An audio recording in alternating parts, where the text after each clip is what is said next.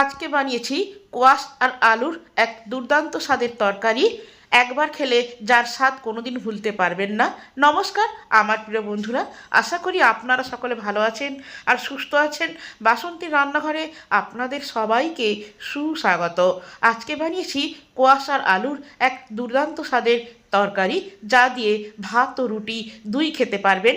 এই কোয়াশ হলো এক পাহাড়ি সবজি। এই সবজির মধ্যে নানা রোগ প্রতিরোধ ক্ষমতা বর্তমান, তাই প্রত্যেকের উচিত পরিমাণ মতো কোয়াশ খাওয়া। এই ভিডিওটি সম্পূর্ণ দেখলে এই দুর্দান্ত স্বাদের রেসিপিটা অনায়াসে বানাতে পারবেন। এইগুলো হচ্ছে কোয়াশ, হচ্ছে পাহাড়ি সবজি। কোয়াশের তরকারি করার জন্য যে উপকরণগুলো লাগবে সেইগুলি হলো 500 গ্রাম কোয়াশ, একটি আলু, একটি টমেটো, একটি পেঁয়াজ, 6 পিস রসুন আর 1 ইঞ্চি আদা। এগুলো একসঙ্গে মিহি করে বেটে নেব। এর পেছনের এই দিকটা কেটে বাদ দিয়ে দেব। এবার এর স্কিনটাকে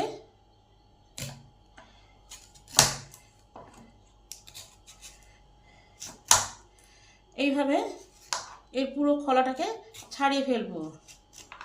আর এই যে এই ভাঁজেও এইখান থেকেও খোলাটাকে ভালো করে ছাড়িয়ে নিতে হবে। কোয়াশটা আমার খোলা ছাড়ানো হয়ে গেছে। এবার এটাকে টুকরো করে ফেলি।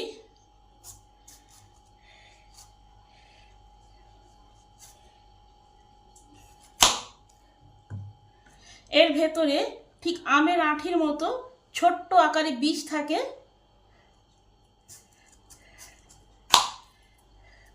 এইখানের অংশটা শক্ত, তাই এটাকে কেটে বাদ দিয়ে দিতে হবে।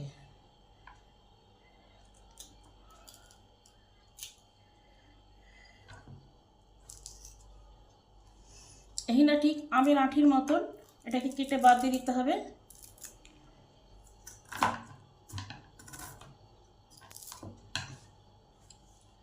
এবার এগুলোকে যেমন খুশি কেটে নিন।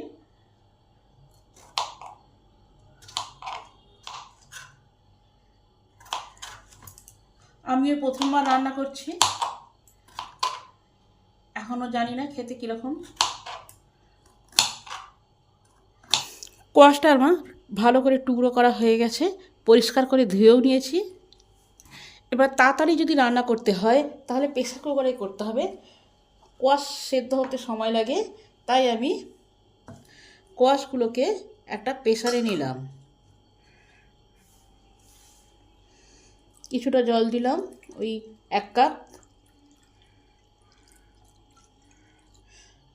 পরিমাণ মতন নুন দিলাম, সামান্য পরিমাণ হলুদ দিলাম। নুন আর হলুদটাকে ভালো করে মিশিয়ে নিলাম। এবার গ্যাসেতে হাই হিটে একটা সিটি দেব। তারপরে যদি সেদ্ধ না হয় তখন আর একটা সিটি দেব।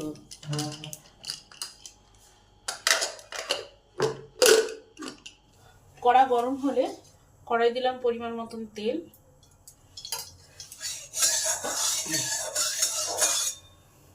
প্রথমে আলুগুলোকে আগে ভেজে নেব।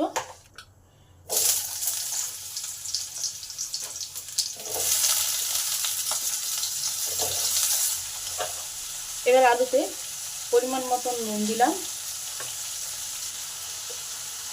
সামান্য পরিমাণ হলুদ দিলাম। নুন আর হলুদটা আলুতে ভালো করে মিশিয়ে দিলাম। এবার 8 থেকে 10 মিনিটের জন্য চাপা দিয়ে দিলাম, যাতে আলুটা ভালোভাবে সেদ্ধ হয়। 8 মিনিট পরে ঢাকাটা খুলে দেখি কি অবস্থা।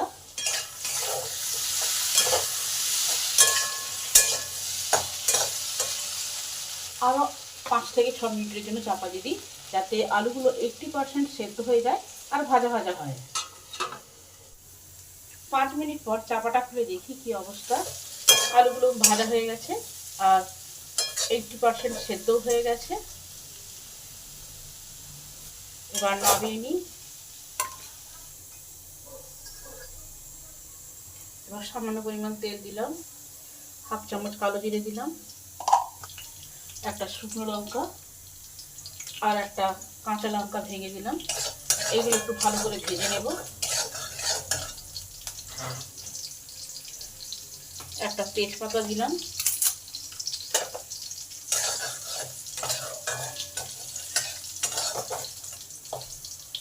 এগুলো আমার ভালো করে ভাজা হয়ে গেছে।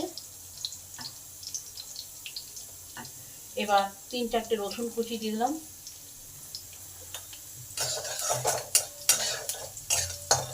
রসুনটাকে একটু ভালো করে ভেজে নেব। রসুনটা ভালো করে ভাজা হয়ে গেছে। আদা রসুন আর পেঁয়াজ যে বেটেছি সেই বাটা মশলাটা এতে দিয়ে দিলাম। এবার এটা একটু ভালো করে কষে নেব। মশলার কাঁচা গন্ধ যতক্ষণ না যাচ্ছে ততক্ষণই কষতে হবে। হলুদ গুঁড়ো, লঙ্কা গুঁড়ো আর জিরে গুঁড়ো দিলাম। এই সব একসঙ্গে ভালো করে কষে নেব। মশলাটা যত ভালো করে কষা হবে তরকারির স্বাদ আর গন্ধটা তত ভালো হবে, টেস্ট হবে। মশলাটা আমার ঠিক কষা হয়ে এসেছে। এই সময় যে কোয়াশগুলো সেদ্ধ করা আছে সেটা দিয়ে দিলাম, তার সঙ্গে একটা টমেটো আছে সেটাও দিয়ে দিলাম। একসঙ্গে কষে নেব।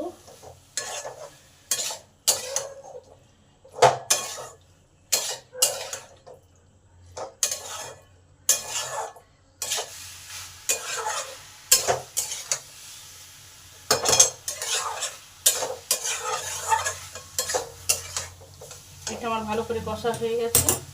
এর সঙ্গে আলুটাও দিয়ে দিলাম, আলুটাও একটু কষে নেব।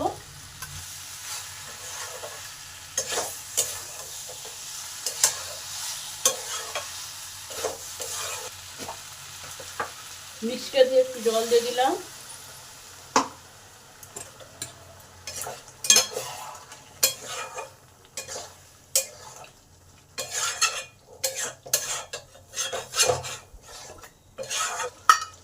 টেস্টের ব্যালেন্সের জন্য একটুখানি চিনি দিলাম, 1 মুঠো বাদাম দিলাম, খেতে ভালো লাগবে।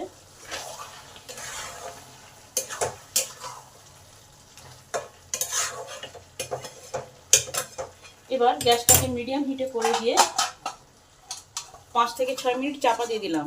সমস্ত মশলাটা আলু আর কোয়াশের ভিতরে ঢুকবে, তাহলে খেতে টেস্টি হবে। 5 মিনিট পর চাপাটা খুলে দেখি কি অবস্থা।